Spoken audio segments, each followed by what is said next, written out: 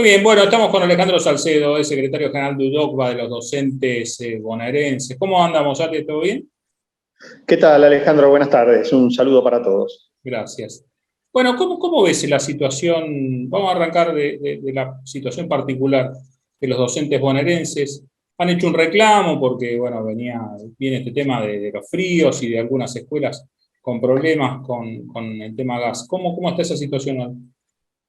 Bueno, sí, nosotros en un relevamiento propio detectamos alrededor de 350 escuelas la semana pasada Sí, con esta situación. La semana pasada fue una semana muy complicada con el tema del frío. Y en virtud de eso le pedimos una reunión como FUD, como Frente de Unidad Docente Bonaerense, al ministro Silioni, al director sí, general de Cultura y Educación. La reunión se hizo y el ministro, digamos, coincidía más o menos en líneas generales con los datos, también se coincidía con los distritos que tenían mayor problemática. Le reclamamos que de manera urgente resuelva la situación. Sabemos que la provincia de Buenos Aires, y esto según datos propios, ¿no?, que sí. tenemos con nuestros relevamientos, en muchos distritos de la provincia, en todos los que yo he ido, se verifica que la provincia está invirtiendo en infraestructura, pero evidentemente no ha llegado a todas las escuelas en el tema de calefacción. Claro. Que el gas es uno de los modos de calefacción, hay otros modos también, que en la mayor parte es el gas, pero también hay otros modos, y le reclamamos algo al ministro que, bueno, lo más pronto posible resuelva esto.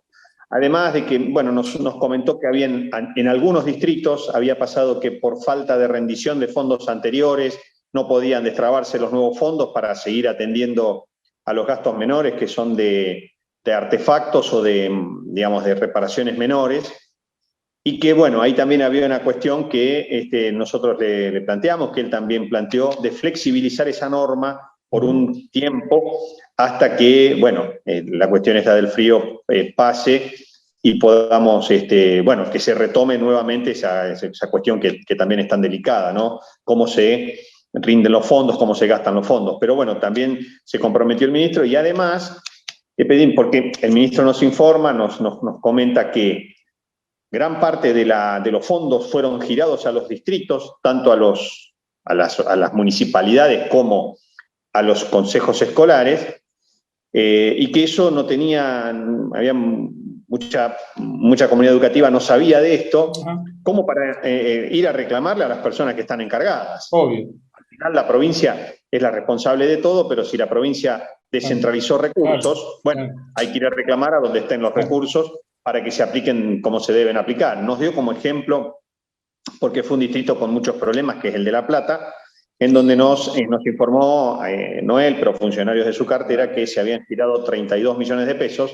Por lo tanto, bueno, uno de los puntos que tratamos, que también tomó el compromiso el ministro, es de hacer un informe, de dar a publicidad cómo la provincia de Buenos Aires ha girado de las partidas para que se atiendan estas cosas. Ujú.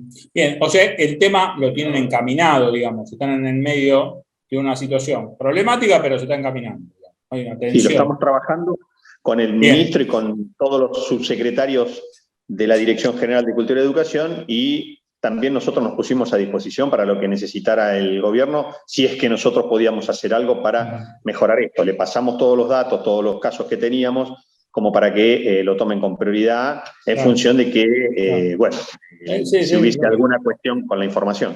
Sí.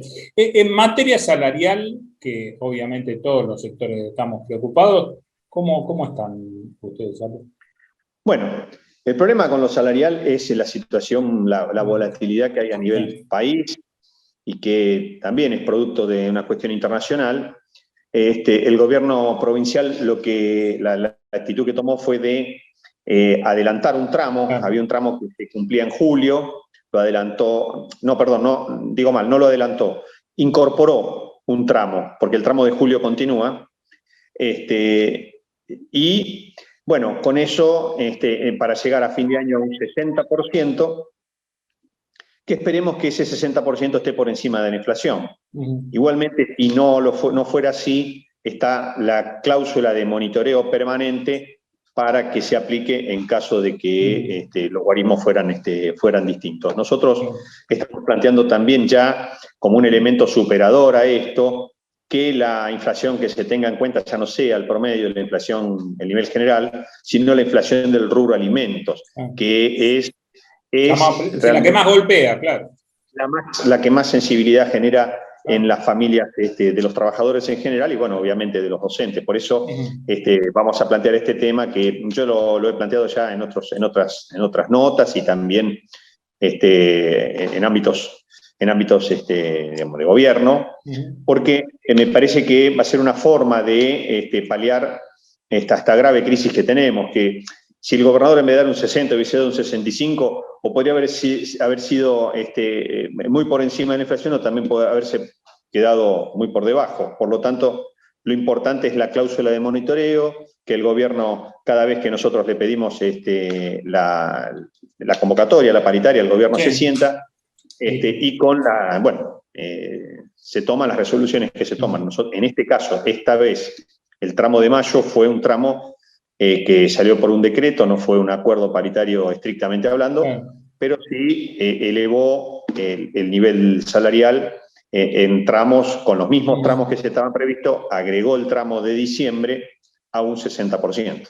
En esta situación que se vive, que bien planteás de inflación y demás, la cláusula de revisión, usted no tiene una cláusula fija, digamos, lo que hacen es ver mes a mes cómo se va desarrollando la inflación, ¿no? O sea, es otra modalidad. Sí, es un nuevo mecanismo que implementamos este año, porque el año pasado había una única cláusula que era de reapertura en septiembre, octubre, en octubre, con los datos de septiembre. Claro. Este año lo que se firmó fue una reapertura en septiembre con los datos de agosto y luego una cláusula de revisión permanente dentro de la paritaria, es decir, de enero a septiembre. El aumento de inflación hizo que el gobernador anunciara lo que anunció, subir un 10% todos los tramos e incorporar un nuevo tramo para subir ese 10%.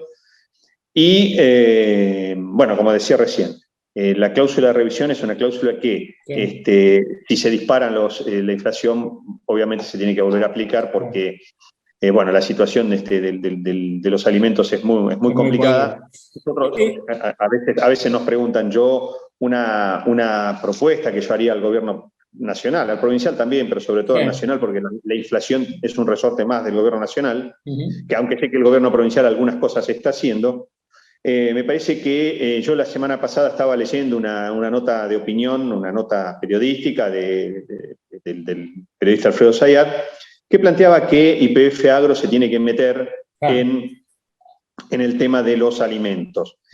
Tiene granos, está participando de determinadas cuestiones, tendría que tener mucha más participación, porque por eso hubiese sido tan importante que la Argentina hubiese estatizado Vicentín. Claro. Eso hubiese sido un cambio muy importante, pero como una propuesta para enfrentar el desacople de los precios internos con los precios internacionales, por lo menos en la comida, el Estado tiene que estar presente y tiene una herramienta que además está siendo utilizada.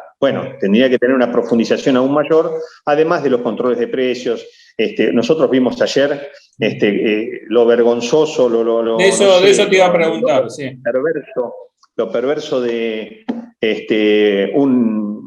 un señor que es dueño de formador de precio y que tuvo familiares, tanto en la Secretaría de Comercio Interior como en la jefatura de gabinete del gobierno anterior, que habla a las claras de cuál es el problema argentino. Y el gobierno tiene que ser más firme. Obvio. Sí, no se tiene que quedar con una cuestión declarativa como hizo tanto la vicepresidenta como hizo Alberto Fernández antes de viajar.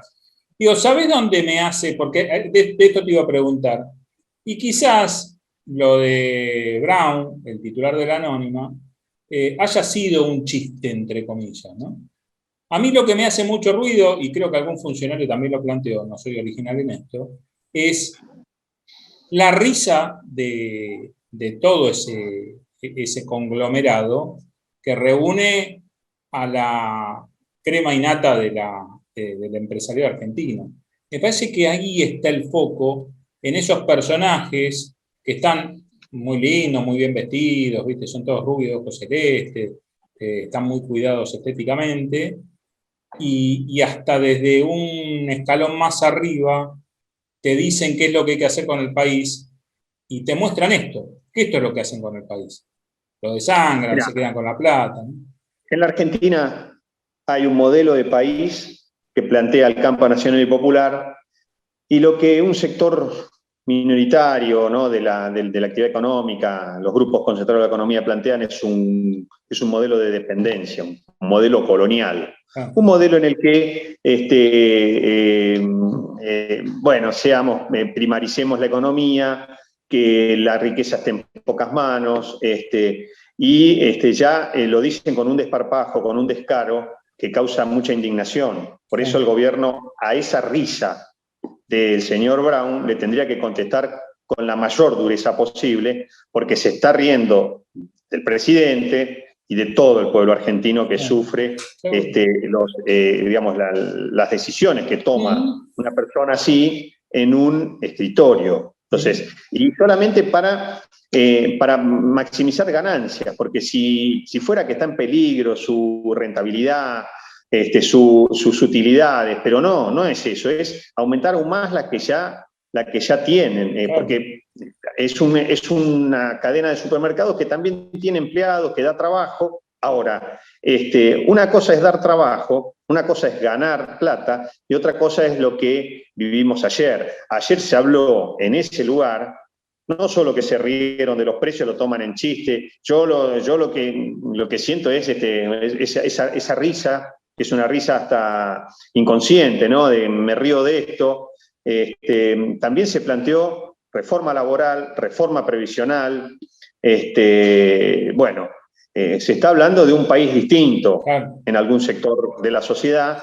Hoy vimos también otra dirigente política decir que la Argentina los problemas argentinos se van a resolver con el ahorro argentino. Eso ya pasó en la Argentina y se llamó corralito o corralón. Sí, sí. Entonces, otro que dice sin ninguna vergüenza, o sí, porque vergüenza no tiene, que plantean que se tiene que terminar la indemnización en la Argentina. Cuando la indemnización y todos los derechos laborales hicieron de esta Argentina una Argentina fuerte, una Argentina pujante. Todo lo contrario, todo lo contrario. Lo que están planteando es que las empresas valgan cada vez menos, que extranjerizar. Y ahí también hay un llamado al gobierno nacional a que tengan en cuenta esto. Me decía, Ale, que la Argentina va a crecer en tanto y en cuanto tenga más derechos, no que le quitemos más derechos a los trabajadores y trabajadoras. Absolutamente. La Argentina tuvo, en la época de mayor crecimiento industrial, tuvo pleno empleo, tuvo ampliación de derechos, y hubieron dos etapas históricas, ¿no? Una, diría yo, fundacional en la década del 40, mediados del 40, y después se recreó algo similar después del colapso del 2001. Seguro.